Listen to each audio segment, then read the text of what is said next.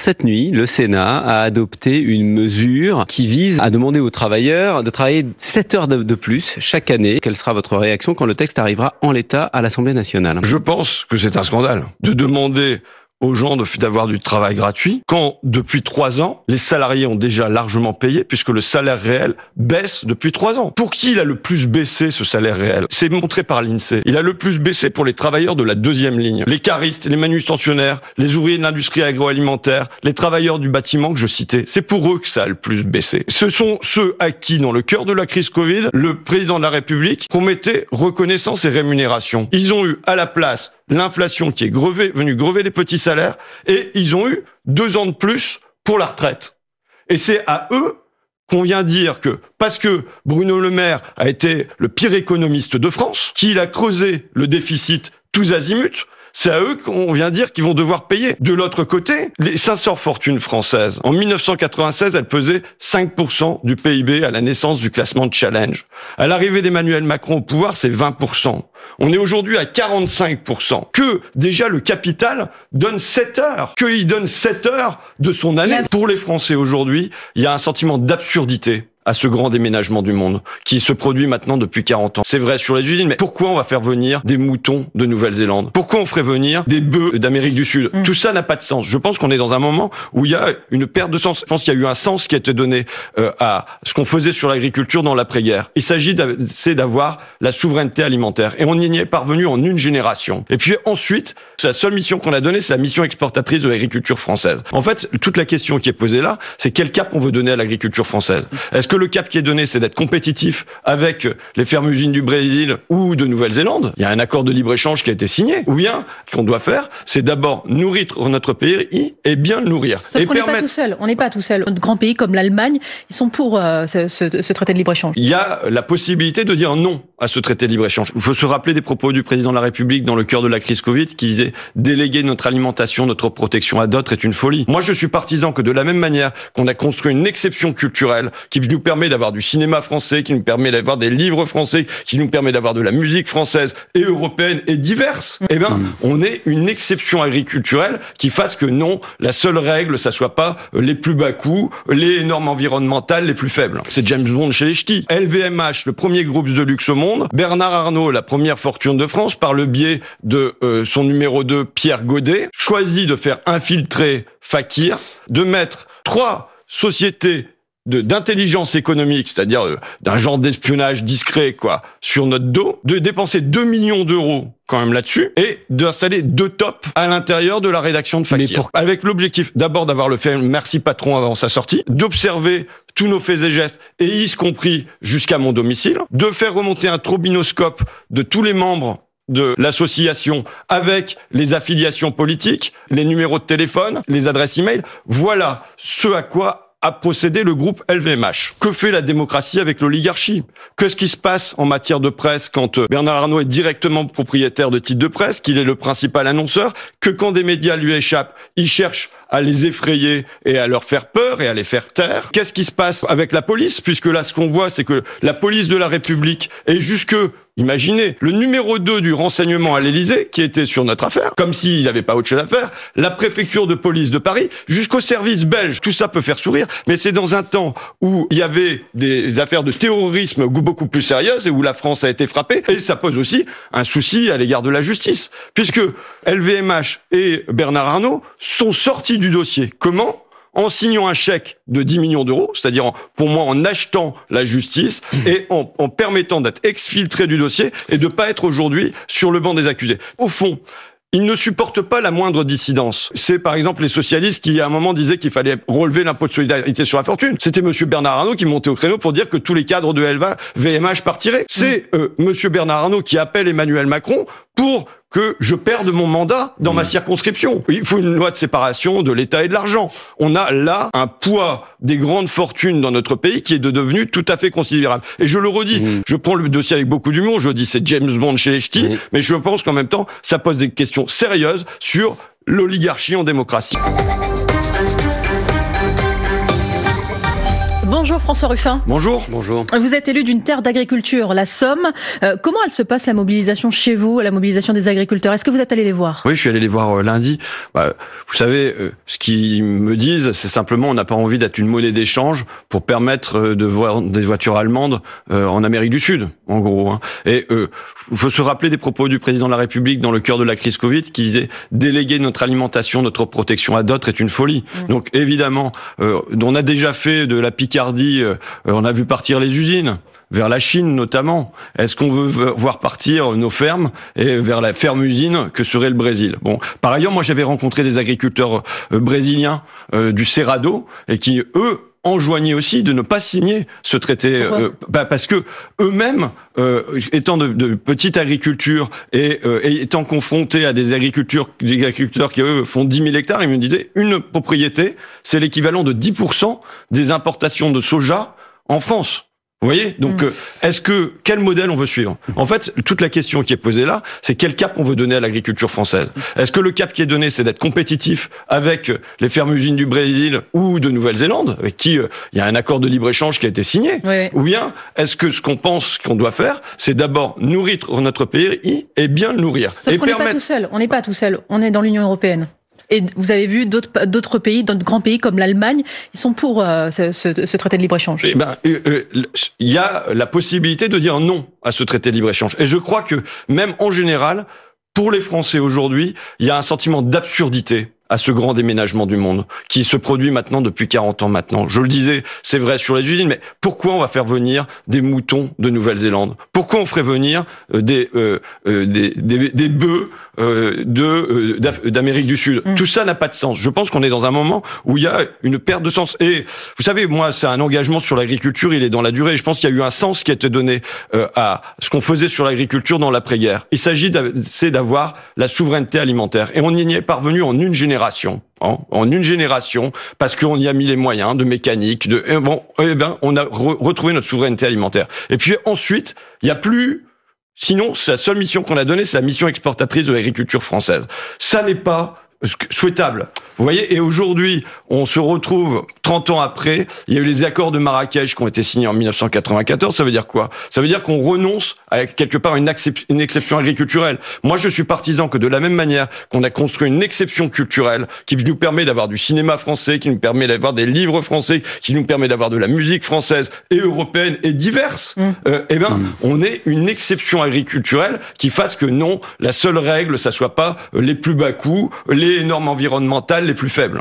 François Ruffin, Michel Barnier sera tout à l'heure devant le Congrès des maires de France et il a annoncé hier un assouplissement du zéro artificialisation nette des sols qui vise à freiner la construction pour préserver des terres agricoles. Est-ce que vous le regrettez ? D'abord, la première chose à dire, c'est que M. Barnier, il a fait diversion, et ça marche, puisque vous m'en parlez ce matin. Mais en quoi c'est une diversion ? En quoi c'est une diversion ? Il vient de gratter 10 milliards d'euros aux maires, aux collectivités. Ça veut dire quoi? Ça veut dire que, très concrètement, et j'étais au Salon des maires hier, quand on les interroge, qu'il va y avoir 20 000 euros pour les petites communes, qu'il va y avoir 1 million d'euros, 2 millions d'euros à gratter, ça veut dire quoi? Ça veut dire que c'est sur les ATSEM dans les écoles, c'est sur les animateurs, c'est sur la réflexion d'une cuisine on en a parlé, centralisée. donc vous pouvez pas parler de diversion, on en parle depuis le début. Et il sait qu'on lui en parlera tout à l'heure, mais là sur le ZAN. Mais oui, mais j'y viens. Mais dire quand même que le gros problème des maires aujourd'hui, c'est celui-là. C'est celui de on nous sert, on va nous empêcher de faire de l'investissement, c'est-à-dire nous empêcher aussi d'imaginer, d'innover des choses dans nos territoires, on va nous empêcher de faire ça. Maintenant, sur le ZAN, prenons conscience que la terre est une ressource rare, est une ressource précieuse, comme l'eau le devient, que en France, on est davantage consommateur de terres artificialisées. On est à 47 hectares pour 100 000 habitants. En Allemagne, c'est 41. En Espagne, c'est 30. Donc, on est déjà surconsommateur. On me disait avant que c'était un département qui était artificialisé, ça veut dire bétonné tous les 10 ans. On est passé à tous les 7 ans. Ce qu'on lit maintenant, c'est plutôt tous les 5 ans. Et donc là, c'est une erreur, ce qu'annonce le Premier ministre ? Vous dire que je comprends cet assouplissement, d'accord ? Moi, je comprends cet assouplissement. Et par contre, des choses que je ne comprends pas, c'est comment ça se fait que dans le ZAN, il n'y a pas compris, par exemple, les pôles logistiques. Moi, la Picardie est en train de devenir un entrepôt de l'Europe. On en voit fleurir partout. Ça représente des dizaines d'hectares à chaque fois. Et ça, c'est exclu de l'artificialisation. comptabilité. On vous répondra que ce sont des emplois chez vous aussi. C'est ce que disent les maires. Je veux bien avoir une discussion sur ce que ça signifie d'être passé d'une économie de la production où on produisait des choses dans des industries à maintenant de la gestion de flux importés par porte-conteneurs du Havre, des camions qui arrivent en Picardie et qui sont dispatchés entre Paris et le nord de l'Europe. Et ce que ça représente comme emploi, vous savez, je respecte les caristes, je respecte les manutentionnaires. S'ils sont pas là, c'est un chaînon manquant, on n'a plus rien dans nos magasins. Donc c'est évident, un chaînon important. Mais ce que ça représente comme emploi, quand vous allez dans ces entrepôts, et je les visite, vous voyez, parce que c'est un nœud du capitalisme d'aujourd'hui. Vous entrez dans ces entrepôts, ils sont gigantesques, et finalement, ce que vous avez comme emploi à l'intérieur, c'est très peu comparé à ce quand on visite une usine, par exemple. Donc, en fait, se pose la question, pour la France et pour l'Europe, du modèle économique qu'elle veut avoir. Est-ce qu'on considère que finalement c'est la Chine qui devient le grand centre de production, éventuellement aussi les pays est-européens, et nous on est juste là pour recevoir des marchandises et pour les dispatcher, ou est-ce qu'on se considère... Et du coup la réflexion est intéressante aujourd'hui parce que vous voyez les défaillances d'entreprises, d'usines, notamment dans votre région, qui s'enchaînent, qui vont même continuer là dans les semaines, les mois à venir. Qu'est-ce qu'il faut faire? Vous vous dites quoi en fait? Vous vous dites il faut plus de protectionnisme, il faut fermer nos frontières et on protège tous nos emplois? Vous savez, je suis partisan du protectionnisme depuis longtemps, d'accord? C'est pas nouveau. En 2011 déjà, je signais un bouquin sur cette question-là. Et l'élection de Donald Trump vous renforce dans cette opinion? Écoutez, on a une Chine qui aujourd'hui est protectionniste et qui pratique du dumping, en plus avec des tarifs de l'énergie dont elle a bénéficié puisqu'elle a le gaz et le pétrole russe à très bas coût. On a de l'autre côté les États-Unis qui sont protectionnistes, qui l'étaient déjà sous Biden, qui vont se renforcer sous Trump, et on a une Europe qui est l'idiote de la mondialisation, qui c'est porte ouverte. Allez-y, rentrez, faites rentrer vers vos marchandises. Du coup, vous voulez une augmentation des droits de douane, mais vous imaginez bien qu'en face, ils vont faire la même chose. Écoutez, prenez le pneu. Vous avez Michelin là, d'accord? Qu'est-ce que nous a dit déjà Agnès Pannier-Runacher quand il s'agissait de Bridgestone? Parce que dans ma région, on a eu Continental, on a eu Goodyear, on a eu Bridgestone, rien que dans ma région. Et c'est comme si la même histoire se reproduisait tout le temps. La ministre disait, c'est une invasion de pneus asiatiques. Mais non, nous est présenté comme étant un phénomène naturel, comme un genre d'épidémie. Ça serait les sauterelles qui arriveraient sur le continent. Oui, sauf que ça, on peut choisir d'être dans la régulation de cette mondialisation ou d'être dans le laisser-faire et le laisser-aller. Et il y a un choix qui est fait au niveau européen, qui est le choix du laisser-faire et du laisser-aller. Donc évidemment, il ne s'agit pas de choisir l'autarcie. C'est pas ça. Ce que dit par exemple Olivier Luanzi, qui a rendu un rapport sur l'industrie que le gouvernement et le président de la République ont finalement refusé de rendre public parce que ça répondait pas à leurs attentes. Mais ce qu'il disait, c'est qu'il fallait identifier 150 produits qui seraient des produits clés et sur lesquels on considère qu'il faut se protéger de manière soit à faire naître notre industrie, soit à en sauver les emplois. Mais c'est le coût du travail qui vous savez, qui pose problème en France, d'après ce que disent les patrons qui ferment ces usines. On avait sur ce plateau la patronne de la CGT, Sophie Binet, qui dit écoutez, ça va toucher une centaine de milliers d'emplois, il faut un moratoire sur les licenciements. Ça, franchement, est-ce que c'est réaliste? Écoutez, quand vous dites que c'est le coût du travail aujourd'hui, non. Ce qui pose problème, c'est le coût de l'énergie. D'accord? Qui a bondi, et qui a bondi à la fois pour les petits commerçants, pour les artisans, pour les consommateurs, mais aussi pour l'industrie. Donc, et ça, il y aurait tout à fait possibilité qu'on le règle en ne liant pas le prix de l'énergie dans notre pays au prix de marché européen. C'est la première chose.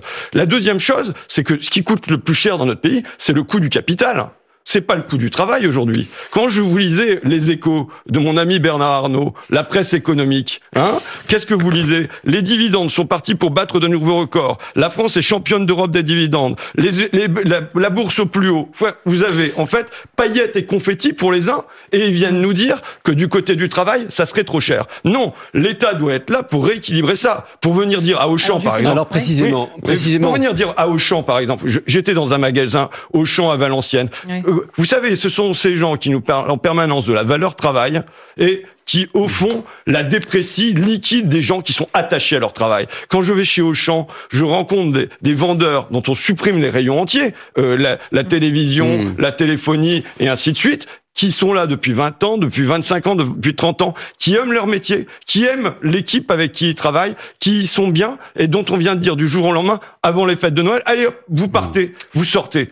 Dans un groupe Mullier, d'accord? La fortune des Mulliers, c'est plus 40% en 2 ans. C'est plus 8 milliards d'euros. Donc, qu'est-ce que peut faire l'État? Taxer davantage les plus riches, c'est ce que veut le gouvernement. On va juste parler du budget, c'est parce que il y a un point important. Non, attendez, je termine sur Auchan. Ouais. Je veux dire, les Mulliers, ils peuvent très bien reclasser leurs salariés chez Boulanger, qui se portent très bien, chez Kiabi, chez Nord-Auto, chez un tas d'entreprises qu'ils ont, et ils pourraient faire ce choix-là.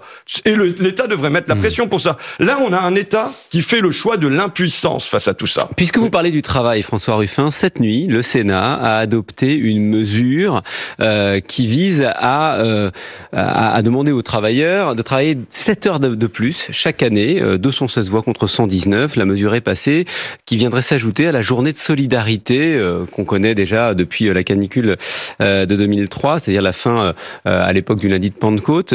Qu'est-ce que vous pensez, et vous comme député, quelle sera votre réaction quand le texte arrivera en l'état à l'Assemblée nationale? Je pense que c'est un scandale.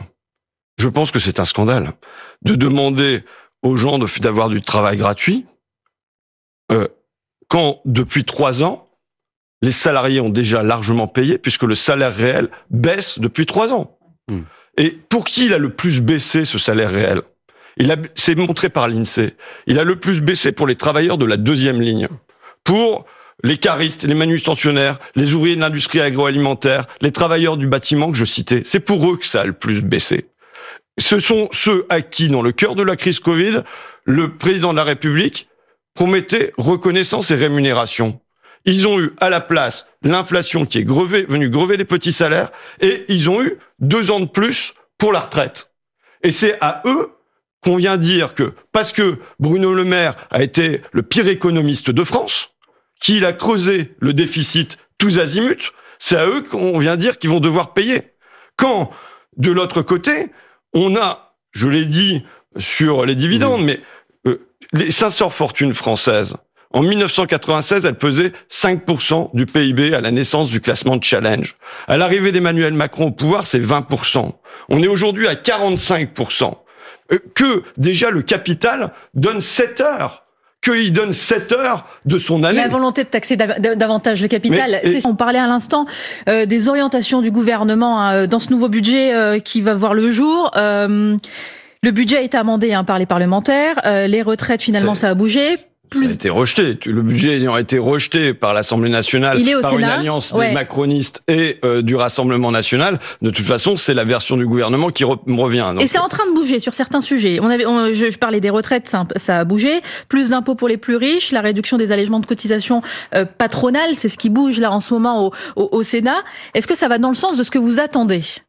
Écoutez, moi je suis pas sénateur, je sais pas ce qui va sortir de là. J'ai une confiance limitée quand même dans la présidence de Gérard Larcher et ce qui peut sortir de ce Sénat-là en termes de justice fiscale dans notre pays. Vous savez, il faut poser un principe simple, les petits doivent payer petits, les gros doivent payer gros. Là, il y a un choix du gouvernement qui est de venir faire payer, c'est pas les erreurs, c'est pas des dérapages qui ont été faits par Bruno Le Maire, c'est le choix déterminé pendant plusieurs années de creuser le déficit à la pelleteuse. J'étais membre de la commission d'enquête sur le déficit public qui avait été lancée par les Républicains. Qu'est-ce qu'ils venaient dire les économistes devant notre commission? Ils venaient dire que 50% de cette dette publique, c'était dû aux crises de subprime et crise Covid, que 50% c'était dû à la baisse des impôts sur le capital, exit tax, flat tax et compagnie. Bon, et là, qu'est-ce qu'on vient faire dans le budget là? On vient essentiellement taxer les consommateurs, c'est la taxe sur l'électricité. On vient grever les retraites des gens, sur les retraités. On vient amputer le budget des collectivités. C'est-à-dire que tous ces gens-là vont devoir payer pour les 200 milliards que Bruno Le Maire a jetés par les fenêtres. Alors ça va se terminer par un 49.3, vraisemblablement, c'est ce qu'a dit Michel Barnier, le Premier ministre. Pour vous, ça veut dire forcément motion de censure? Oui. Face à ce budget-là, il n'y a pas le choix, et y compris sur ses conséquences économiques. L'Observatoire français de la conjoncture économique dit que ça sera moins 0,8 points de croissance déjà, on sait faut voir dans quelle situation on est. On sait qu'il y a la machine, elle est enrayée. D'accord ? On est en train, ça va pas. Et là, on va décider de mettre un coup de frein dans ce temps-là. Il est évident que ce qu'il faudrait dans ce temps-là, ça s'appelle, excusez-moi, mais du contrat cyclique. C'est-à-dire quand le cycle ralentit, c'est le moment de mettre du charbon dans la machine. Malheureusement, je le redis, à cause de la faute d'Emmanuel Macron et de Bruno Le Maire durant des années, c'est Mozart de la finance. On en se retrouve à avoir les caisses vides. Donc on peut pas le faire au niveau français. Là, on fait quoi ? On est obligé de faire des économies. Je pense que là, il y a un gros enjeu qui va se reposer. Je viens brièvement, mais dans les semaines qui viennent, dans les mois qui viennent, peut-être dans les années qui viennent, au niveau européen, sur 2 points. 1, la question du protectionnisme, on l'a abordé, et ça va créer des dissensions au sein de l'Union européenne, c'est évident. Mais 2, la question d'un plan de relance qui permet c'est Mario Draghi qui estime qu'il faut 800 milliards d'euros aujourd'hui, parce que non seulement on a dépensé tout cet argent-là durant ces dernières années, mais c'est même pas pour faire de l'investissement, c'est même pas pour se préparer, par exemple, au choc climatique. Donc motion de censure avec le Rassemblement national. Et après ? Écoutez, je ne suis pas responsable des choix catastrophiques d'Emmanuel Macron, qui nous a placés dans l'instabilité budgétaire, je l'ai dit, dans l'instabilité sociale, on l'a vu ces dernières années, mais qui nous place aussi dans l'instabilité politique. Son choix de dissolution du 9 juin au soir, c'est un choix catastrophique. D'accord ? Donc là, il nous a plongé dans l'incertitude, dans le doute et dans une instabilité politique. De la crise économique, on va terminer avec une crise politique majeure. Mais c'est tout le souci qu'on a aujourd'hui, c'est qu'on est dans une tempête, il n'y a pas d'équipage, il n'y a pas de capitaine. Voilà, on est dans ce moment-là. Et ça, oui, la responsabilité, elle est imputée centralement au président de la République. Et nous, à gauche, il faut que nous construisions une issue. Il faut que ce qui apparaisse comme une issue de stabilité, de protection pour les Français, ça soit un vote progressiste et un vote de gauche. Mais c'est pas mal parti parce que justement vous êtes un peu divisé. Je fais le scénario du pire là maintenant. Motion de censure, gouvernement renversé. Il peut pas y avoir d'élection législative avant 1 an. En parallèle, vos ex-amis insoumis préparent une proposition de destitution, qui a ses limites là maintenant, on le voit. Qu'est-ce qu'on fait ?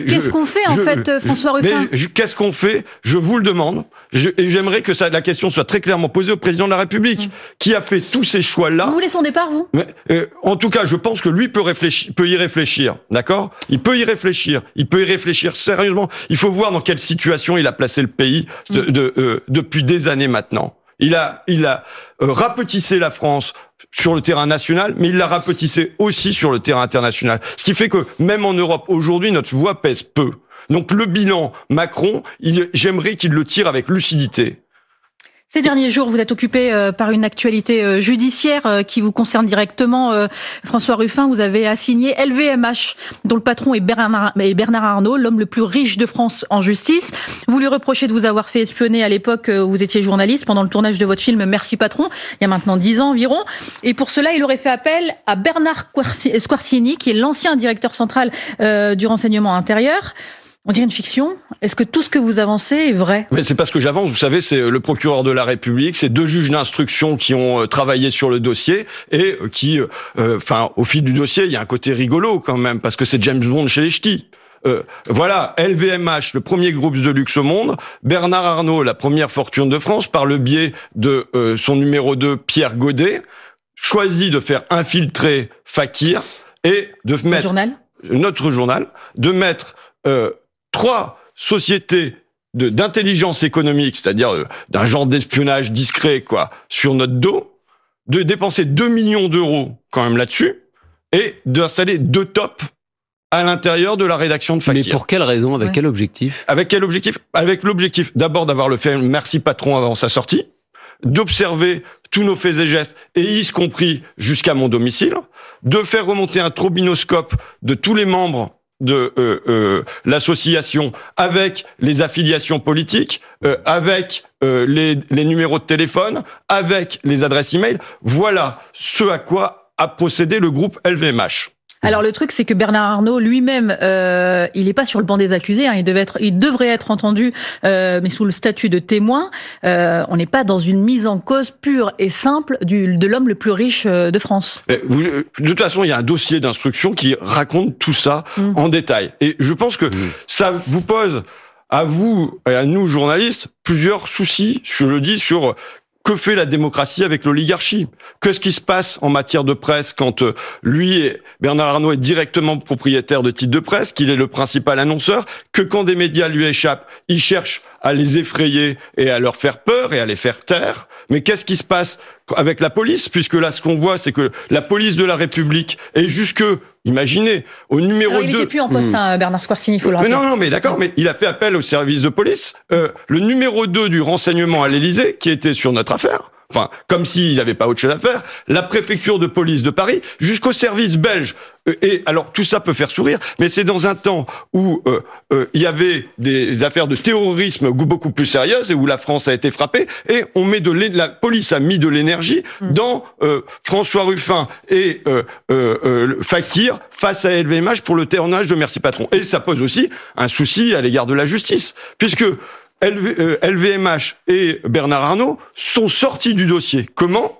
En signant un chèque de 10 millions d'euros, c'est-à-dire pour moi en achetant la justice et en permettant d'être exfiltré du dossier et de pas être aujourd'hui sur le banc des accusés. Tout ça pose des questions. Je le redis, c'est James Bond chez les ch'tis. Je veux dire, moi, mon plan de départ... Bah oui, on peut s'étonner de ce que vous racontez. Mais moi, mon plan de départ, c'est que d'amener Monsieur Bernard Arnault manger une frite merguez à Landrecy, à la friterie chez Jojo, avec les clures qu'il avait licenciées. C'est un acte de dialogue social, vous voyez. Et tout ça part complètement dans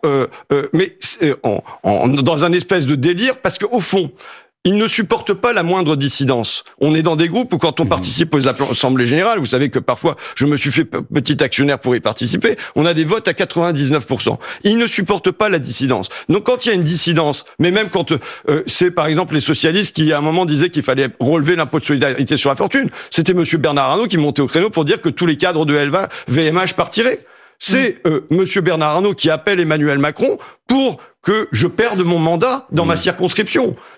Voilà. Donc, il faut s'imaginer aujourd'hui, je pense que il faut une loi de séparation de l'État et de l'argent. On a là un poids des grandes fortunes dans notre pays qui est devenu tout à fait considérable. Et je le redis, moi, je prends ce dossier avec beaucoup d'humour. Je suis pas tombé parano malgré cet espionnage-là. Je prends le dossier avec beaucoup d'humour. Je dis, c'est James Bond chez les ch'tis, mais je pense qu'en même temps, ça pose des questions sérieuses sur l'oligarchie en démocratie. Question rapide, réponse rapide. À propos de Marine Le Pen, le parquet a requis l'inéligibilité et elle a le soutien de personnalités comme Gérald Darmanin. Qu'est-ce que vous en pensez ? Écoutez, dire d'abord qu'on a là affaire à une récidiviste, d'accord ? Dans sa campagne de 2012, il y avait déjà escroquerie et recel d'abus de biens sociaux avec la condamnation de tout son entourage dans cette histoire-là. On avait en 2013 blanchiment pour fraude fiscale avec Jean-Marie Le Pen qui avait un compte en Suisse et dans les îles Vierges. On avait... Non mais en ce qui la concerne, en 2014, on a des prêts russes et émiratis avec en contrepartie des positions pro-russes. Je veux dire qu'il y a quand même dans tout ça un rapport très particulier à l'argent au Rassemblement national. Mais sur cette affaire-là quand même, François Ruffin, on voulait vous faire réagir sur une chose particulière, l'inéligibilité avec l'exécution provisoire. On a entendu nombre de politiques réagir pour la soutenir, pour dire non, ce serait totalement choquant qu'elle ne soit pas présente en 2027. Et parmi eux, il y a effectivement Gérald Darmanin, mais il y a aussi Jean-Luc Mélenchon. Non, alors, moi je suis pour qu'il y ait un appel, que l'appel se déroule le plus rapidement possible.